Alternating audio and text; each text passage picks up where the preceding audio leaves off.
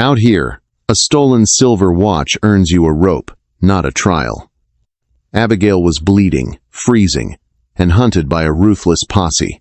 But the men tracking her didn't account for Gideon Rowe, a recluse forged by the Bitterroot Mountains, whose rifle was as unforgiving as the coming winter. The wind howled like a wounded beast through the jagged peaks of the Bitterroot Mountains in the winter of 1883.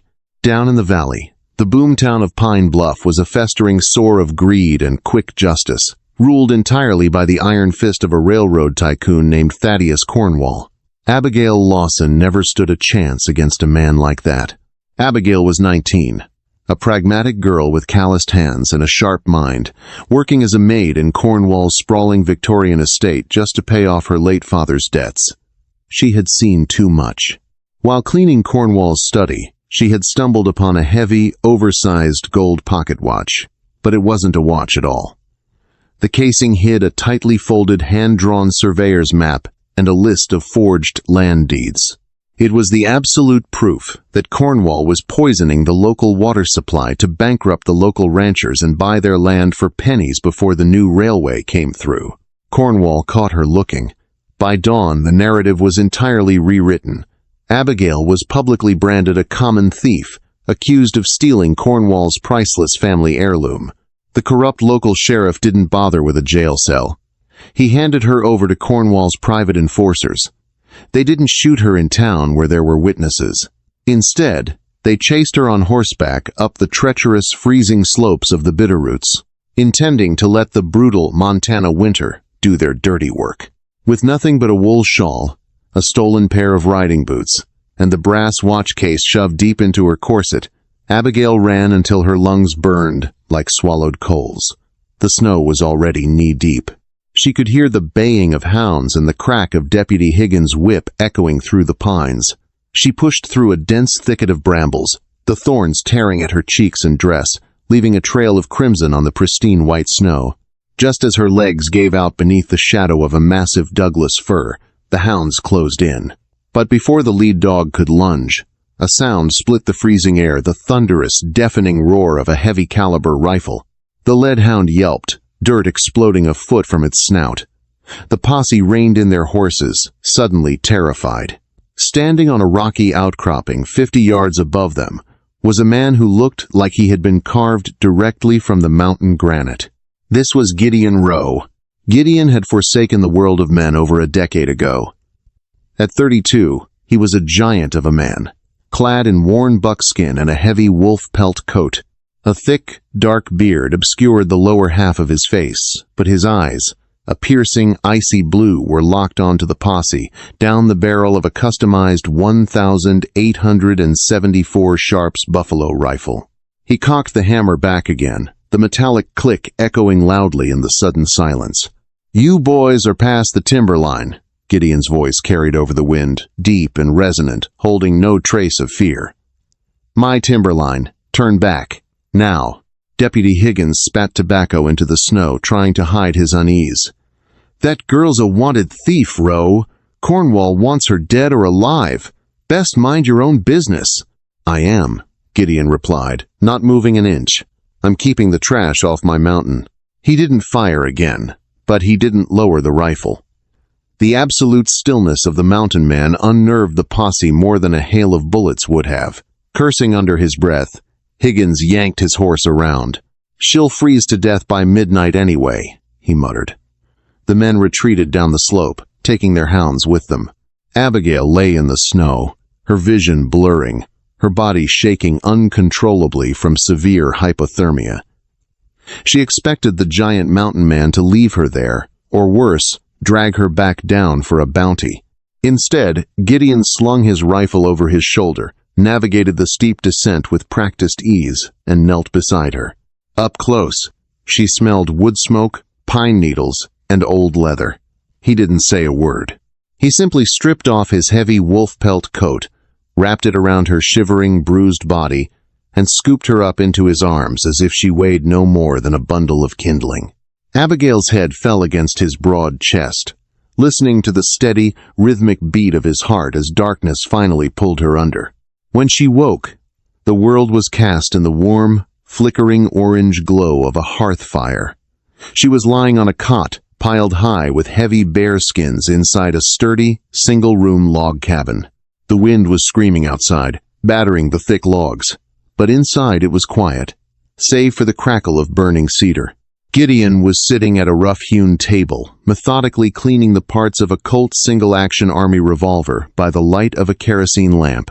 He glanced up as she stirred. "You're awake," he said gruffly. "Toes and fingers are still attached. You were lucky." You saved me," Abigail whispered, her voice raspy. "I chased trespassers off my ridge," Gideon corrected, his tone flat. "You just happened to be what they were chasing. I don't harbor criminals." Abigail sat up, pulling the furs tight around her neck. Anger flared hot in her chest, cutting through the lingering chill. "I am not a thief," she said, her voice shaking but fiercely defiant. She reached under the blankets, pulled out the heavy brass watch case, and tossed it onto the table. It clattered loudly against his gun parts. "I stole the truth, and Thaddeus Cornwall was going to bury me for it." Gideon paused. He stared at the brass casing, then slowly looked up at Abigail. For the first time, the hardened, unreadable mask of the mountain man slipped, replaced by a flicker of dark, dangerous intrigue. For 3 days the blizzard raged, trapping them inside the small cabin. In that time, a quiet, fragile truce formed between the two exiles. Abigail explained everything: the forged deeds, the map, Cornwall's plan to dam the river and choke out the ranchers. Gideon listened in silence, his jaw clenched tight. Abigail learned that Gideon's isolation wasn't born of mere misanthropy. It was born of grief. Cornwall hadn't just arrived in Pine Bluff. 10 years ago, he had used similar tactics in a neighboring county. Gideon's older brother, Josiah, had refused to sell their family ranch. Cornwall's men had burned it to the ground with Josiah inside. Gideon had hunted down the men who lit the fire, but Cornwall had remained untouchable, hiding behind armies of lawyers and paid guns. Disgusted with the law and burdened by the blood on his hands, Gideon had retreated to the high peaks. Now the ghost of his past was sitting at his table, sipping chicory coffee. On the 4th day, the storm broke, leaving behind a world of blinding, crystalline white. Gideon went out at dawn to check his trap lines. When he returned, his face was grim. "They didn't give up," Gideon said, barring the heavy oak door. "I found tracks at the base of the gorge, men on snowshoes. Cornwall isn't trusting the local deputies anymore. He's hired Pinkertons, professionals. They're doing a grid search of the foothills." Panic seized Abigail's chest. "I have to leave. I can't bring them to your door. You'll make it 2 miles in waist-deep snow before they spot you," Gideon interrupted, walking over to his gun rack. He pulled down a gleaming Winchester 1873 lever-action rifle. "And I can't watch your back every second of the day. If they get past me, you're dead." He walked back and thrust the heavy rifle into her hands. Abigail nearly dropped it. "Out here," Gideon said, his blue eyes locking onto hers. "God favors the fast and the accurate. You've got fire in you, Abigail Lawson. It's time to forge it into steel." The training began that very afternoon. It was grueling, brutal work. Gideon was a relentless taskmaster, refusing to coddle her. The mountain air was so cold it burned her throat with every breath. He started her on the basics: stance, breathing, and the sheer mechanics of the lever action. "Don't yank the trigger," Gideon instructed, standing just inches behind her. The proximity sent an unexpected shiver down Abigail's spine that had nothing to do with the winter air. His chest brushed against her back as he reached around to adjust her grip on the forend. "Squeeze it. Like you're holding a bird you don't want to crush, but you can't let escape." He was close enough that she could feel the heat radiating from his body, close enough to smell the unique scent of him: leather, snow, and a faint, masculine musk. She swallowed hard, trying to focus on the makeshift target 50 yards away, a tin coffee cup hanging from a pine branch. Bung! The recoil slammed into her shoulder, a vicious kick that made her wince.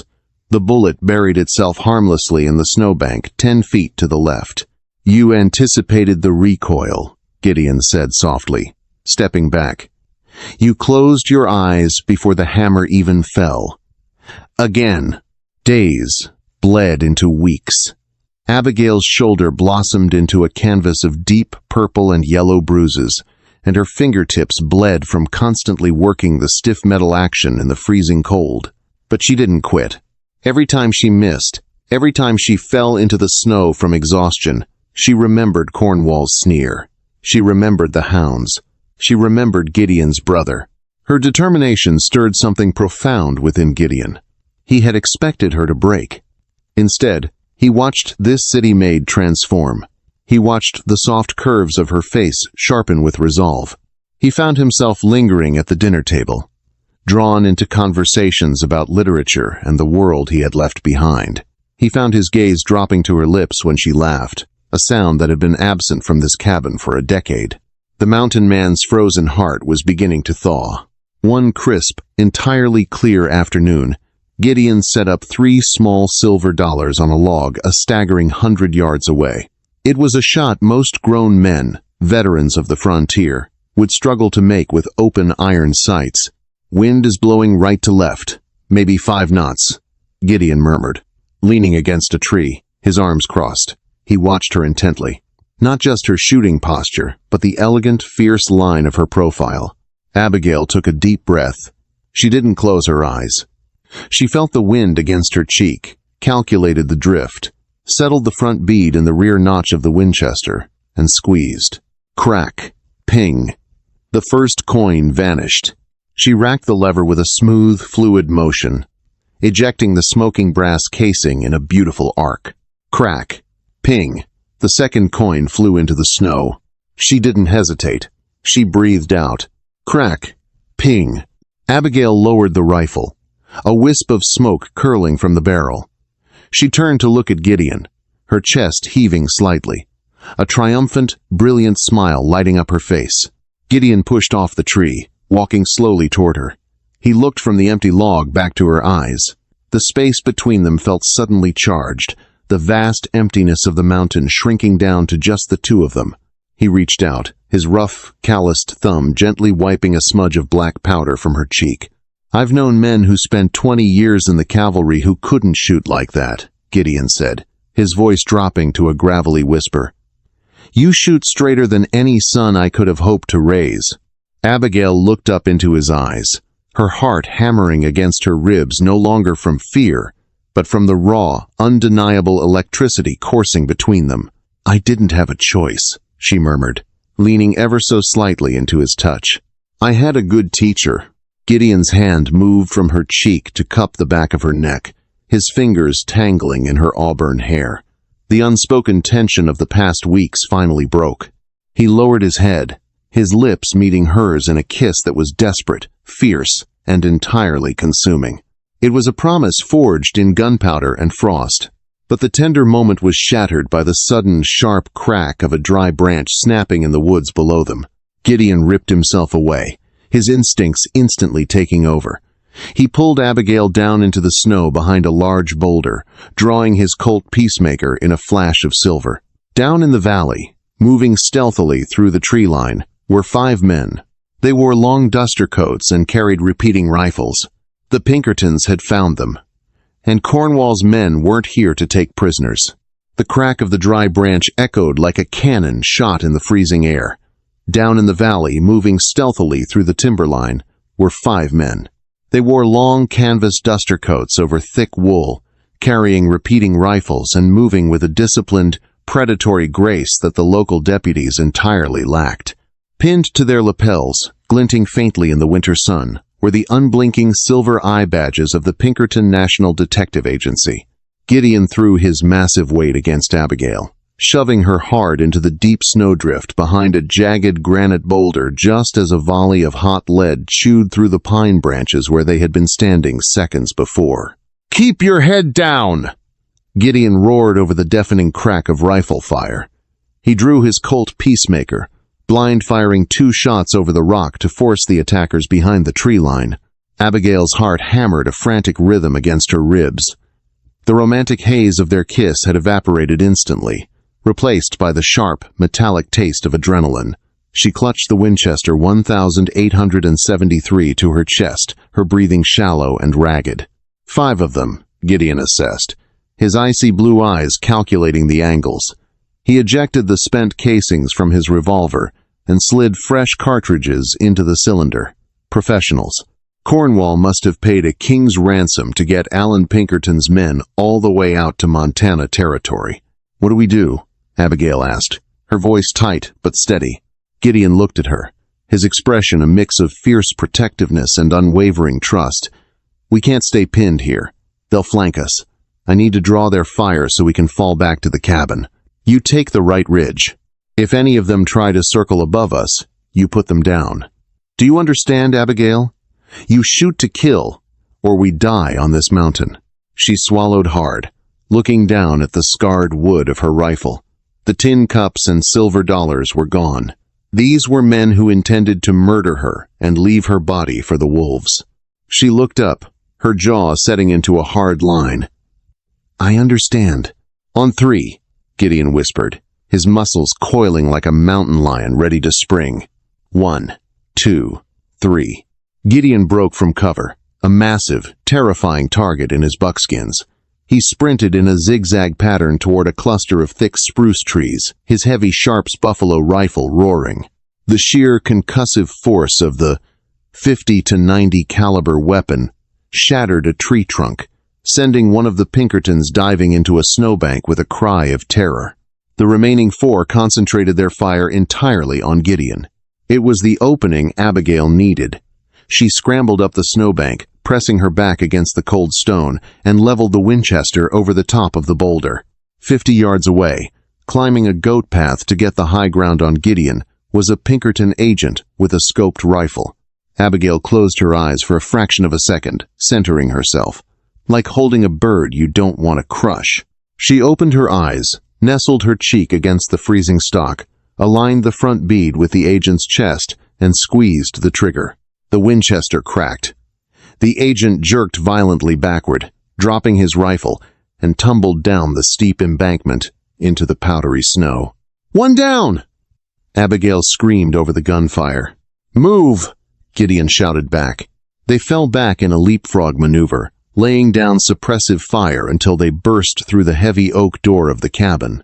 Gideon threw the massive iron drawbar into place just as a hail of bullets thudded into the thick exterior logs. The cabin was plunged into a tense, dusty twilight. Gideon immediately began knocking out the wooden chinking between specific logs, creating narrow murder holes. He shoved his Sharps rifle through one, while Abigail took a position at the reinforced front window. For 2 hours, a deadly stalemate ensued. The Pinkertons were smart. They kept their distance, probing the cabin's defenses, firing sporadically to keep Gideon and Abigail awake and terrified. But they hadn't anticipated the fortress Gideon had built, nor the deadly accuracy of the girl inside it. Every time a Pinkerton tried to cross the open clearing, Abigail's Winchester drove them back. But the siege was a losing game. As the sun began to dip below the peaks, casting long, bloody shadows across the snow, the tone of the battle shifted. "They're too quiet," Gideon muttered, peering through a slit in the logs. Suddenly, a hissing sound cut through the wind. Something heavy landed on the cedar-shingled roof. Gideon's eyes widened in sheer horror. "Dynamite! Get to the cellar!" He grabbed Abigail by the waist and threw her toward the heavy trapdoor in the floorboards. Before he could follow, the roof detonated. The explosion was apocalyptic. The concussive wave blew the front door off its hinges and shattered the stone hearth. Flaming debris and burning thatch rained down into the living space. Abigail fell hard into the shallow root cellar, her ears ringing with a high-pitched whine. Coughing on thick, acrid wood smoke, she crawled up the wooden steps. "Gideon!" she screamed, terror gripping her throat. The cabin was a burning ruin. Through the smoke, she saw Gideon pinned beneath a massive, burning crossbeam. He was bleeding heavily from a gash on his forehead, struggling weakly to lift the timber. Outside, the crunch of boots on snow announced the arrival of the remaining Pinkertons. They were coming in to finish the job. Abigail didn't think. Driven by pure, unadulterated instinct, she vaulted out of the cellar. She grabbed the heavy iron fire poker from the ruined hearth and shoved it under the burning beam, using it as a lever. With a guttural cry of exertion, she threw her entire body weight onto the iron rod. The beam lifted just enough for Gideon to roll free, gasping for air. A shadow darkened the blown-out doorway. The lead Pinkerton, a scarred man named Calloway, stepped into the burning cabin, raising his revolver. Abigail dropped the poker, kicked her Winchester up from the floorboards into her hands, cocked the lever, and fired from the hip in one blindingly fast motion. The bullet shattered Calloway's collarbone. He screamed, dropping his gun and falling to his knees. The other two agents, seeing their leader drop so fast, hesitated at the door. Gideon, rising from the rubble like a vengeful demon, leveled his Colt and fired twice. Both men fell dead in the snow. Silence, save for the crackling flames, fell over the mountain. Abigail kicked Calloway's gun away and pressed the searing hot barrel of her rifle against his forehead. "Give me one reason not to blow your head off," she snarled, her face streaked with soot and blood. Calloway coughed, clutching his bleeding shoulder. You're dead anyway," he gasped. "Cornwall. He's not waiting for the railway men to come to him. He's moved the timeline." Gideon limped forward, pressing a bloody rag to his head. "Talk." "Tomorrow at noon," Calloway sneered, spitting blood onto the floorboards.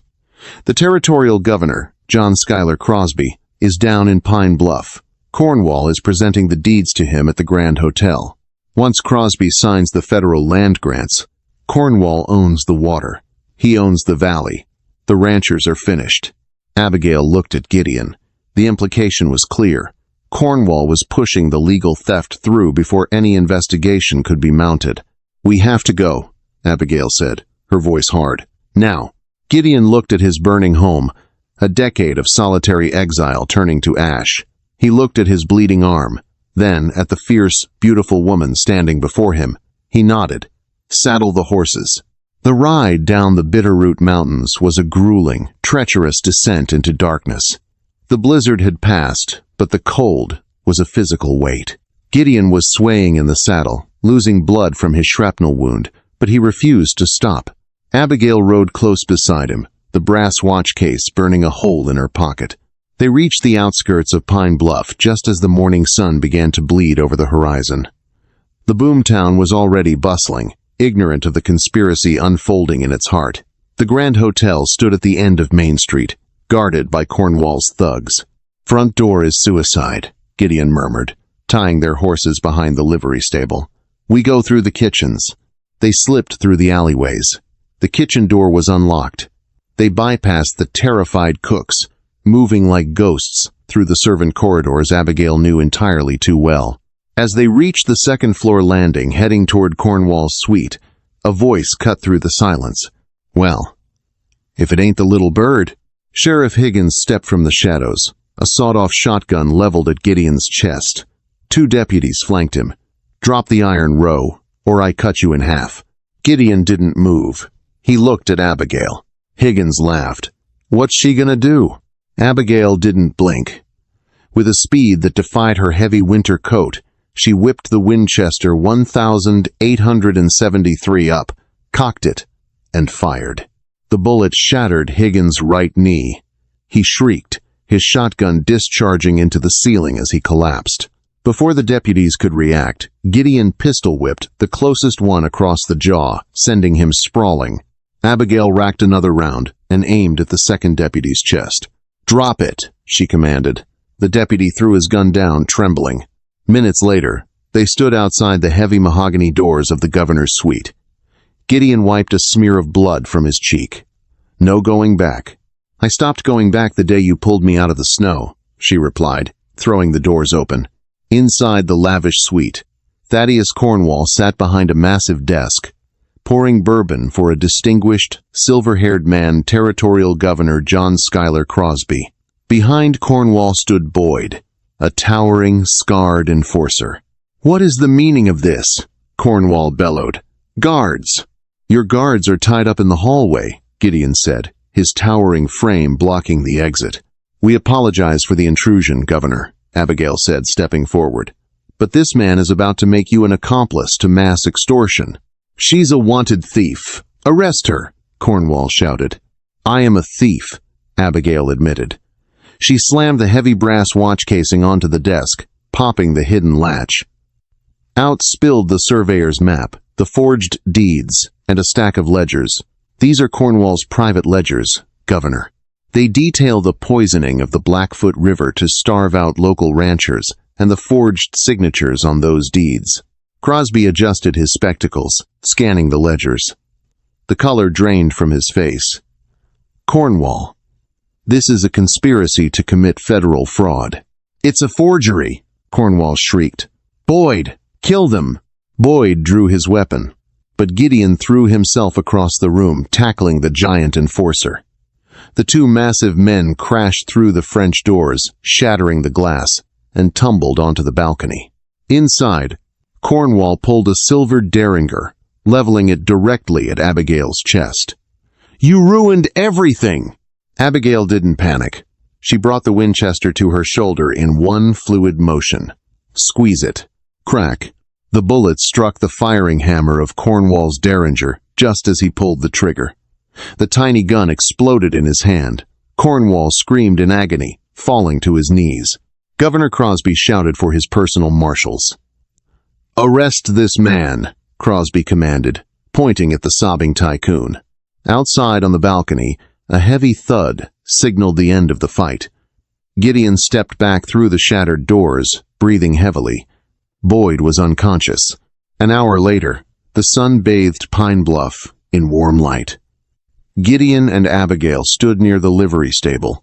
Gideon looked at her, his blue eyes soft. My cabin burned down. Abigail slung the Winchester over her shoulder, smiling. It was too small anyway. I hear there's a plot of land in the valley. A ranch that used to belong to a man named Josiah. It needs rebuilding. Gideon's breath caught. He reached out, tracing the dirt on her cheek. It's a lot of work for a city girl. I'm not a city girl anymore, Abigail whispered, leaning up. I'm a mountain man's partner, and I shoot straighter than he does. Gideon laughed, pulling her into his arms.